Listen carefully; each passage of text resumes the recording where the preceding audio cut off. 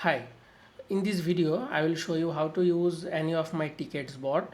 So here in this video I am showing the Twickets Pro bot for Mac, and I am testing this on a Mac Mini M4.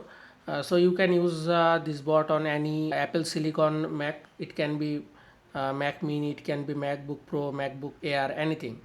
Okay, so at first the file structure you can see. So if you get any of my bot, you will get a similar kind of file structure for the Mac. So let's just now run the bot, and let me just show you that how this bot works. Okay, so I'm just opening the bot. So the bot is open now, and we need to configure the settings.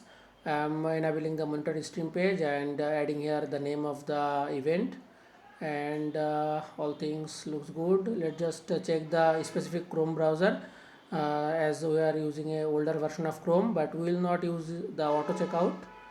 And let's just put our Chrome version on 49 and press enter. Let's just put aside the Chrome browser so that we can both see all things, and allow all. And the first captcha you need to solve it. The bot doesn't solve this, but later on when the bot tries to book any ticket, if there is any captcha, the bot will solve that captcha. Okay, so now the bot starts, and you can see that after the refresh, how fast it just comes to this page, and it is solving the captcha by itself.